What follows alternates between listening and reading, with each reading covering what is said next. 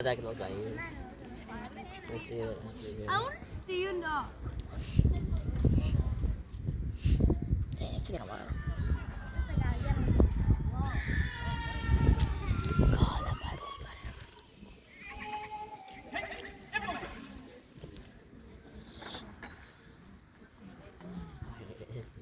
Oh, it's powder mixed with water. Yeah. Yeah. I know. I think they're washing. They have the water so they can wash the cannon. You know? Yeah.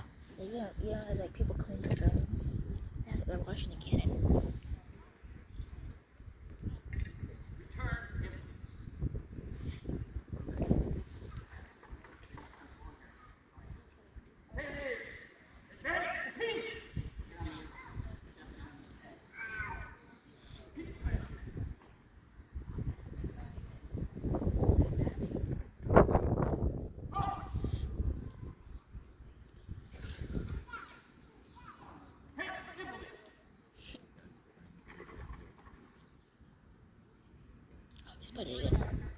He's putting in water so he can wash it. You two gotta get on the other side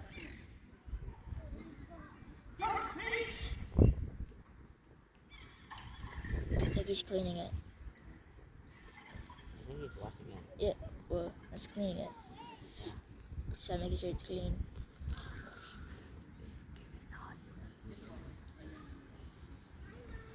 Bam! That was it. Thank you very much. Gotcha. Welcome to I'm about to say. folks. This is our inaugural 2023 Cannon Day firing. And throughout the day, we're going to be shooting different cannons. The first one we're going to shoot, obviously, is this little thing here. We end up shooting 10-inch siege mortar at 11:30. We've got a couple of new cannons that we've never fired before that will be on the outer wall at 1:30 and 3:30. So we've got a full day, and you folks have ever wondered, Why is it like to fire a single war cannon? well, the days of the day.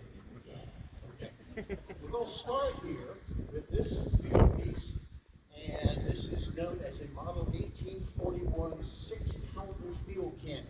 The 6-pounder gets the name 6-pounder because it fires all the way. Very good. This is the smallest regulation caliber of artillery that the war between the states. And it's normally a cannon that would accompany armies in the field directly into combat. It's not the type of cannon you usually have on the fort because fort cannons are usually bigger.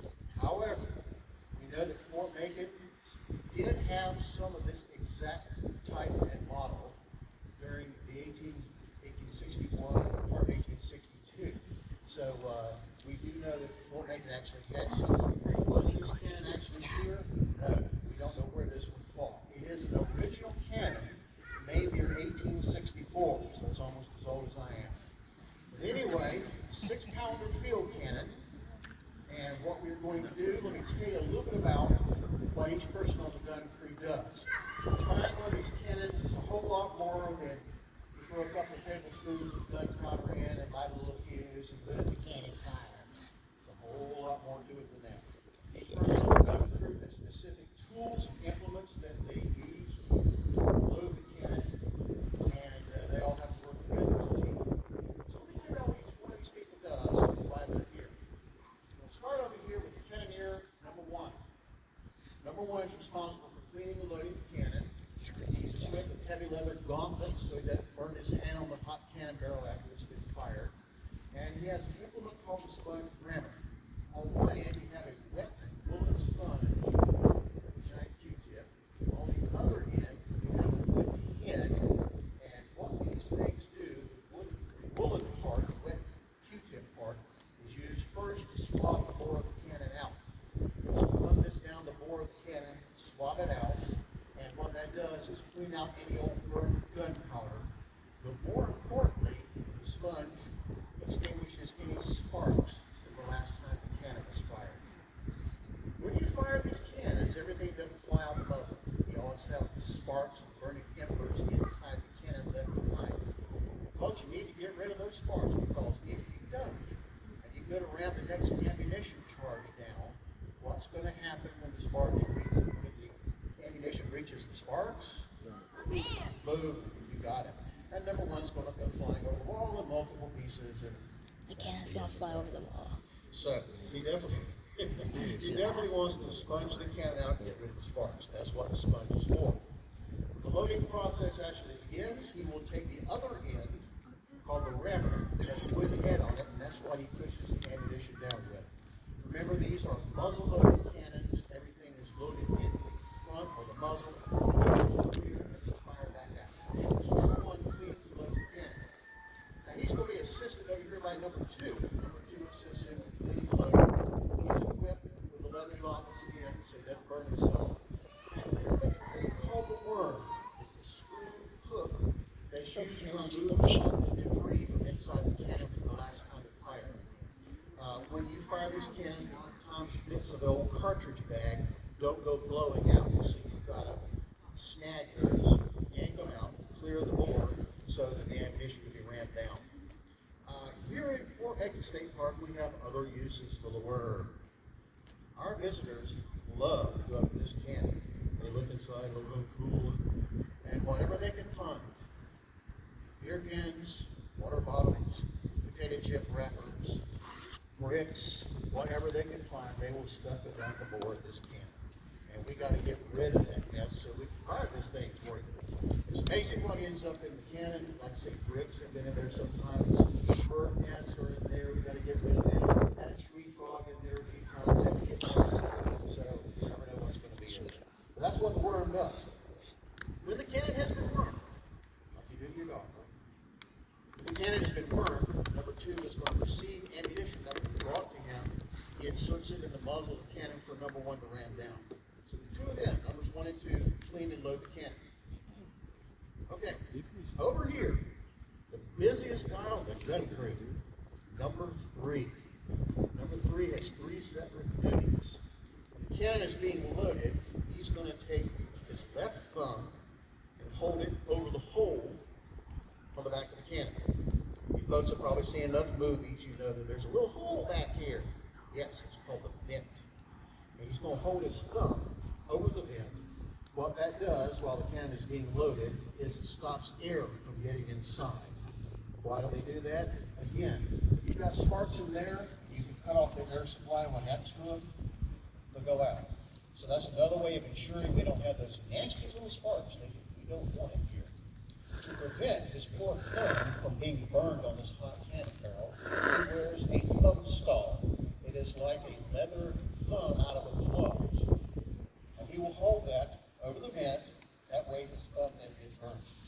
So that's his first duty, stop the vent, as it's called. The second duty will be to help the gunner aim.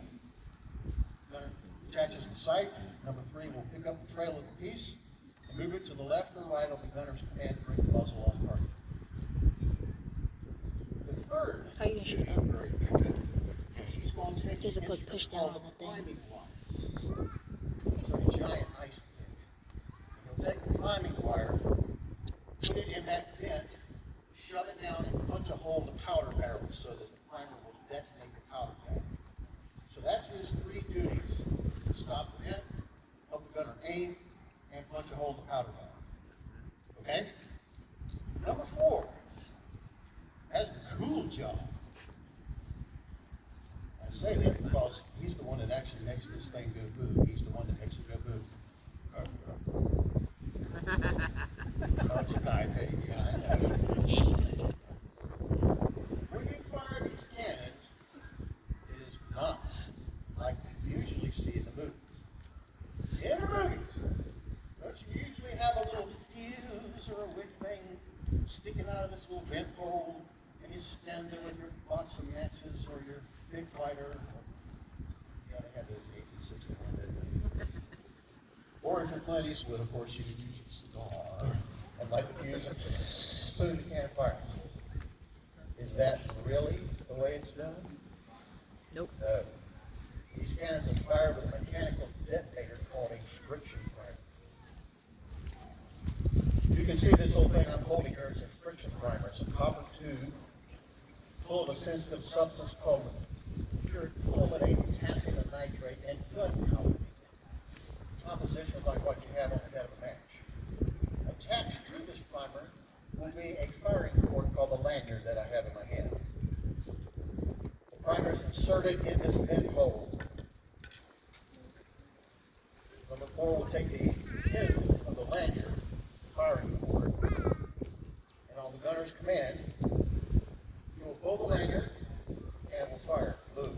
The primer detonates the powder bag instantly. Cannon fires. That is how it is done. Not with a fuse or a wick. See? You learned something today. Our next gun crew member is the gunner. He's the man in charge. This is his cannon. He is in charge of the piece. He gives the orders to load and fire. He may repeat orders of higher battery officers, but the cannon is loaded and fired on his command only. One of his main duties is to sight the cannon, pointing. He has a rear sight called the pendulum Haas sight that he's holding here. The sight sits in a saddle on the breech. Now he will look down the front sight, look down the rear sight, line up the front sight, and the elevation is accomplished by activating the elevating screw under the barrel to raise and load it. The lateral is accomplished, as we saw by number 3, picking up the end and actually moving it until the muzzle comes on target. So sighting the piece, very important. The next thing will be that he has to call for the ammunition. Now, in those days, we had different types of ammunition, solid iron projectiles, exploding shells. Yes, they had exploding ammunition back in those days. And fragmentation ammunition when the enemy gets close. Whatever type of ammunition the occasion demands, the gunner will call out what he wants at these fire. He'll call for elevation in degrees, which is obtained from the people at back in the box back here.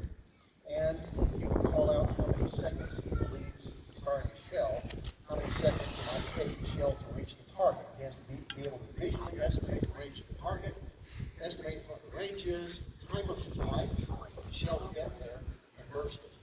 So he's doing all this stuff in his head under fire.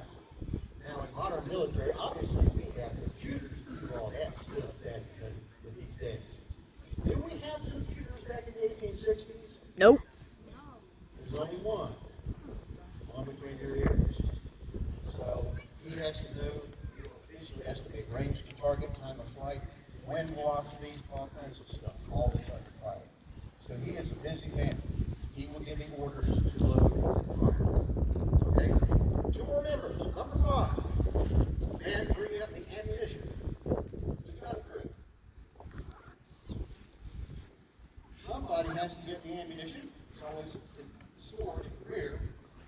Limber box.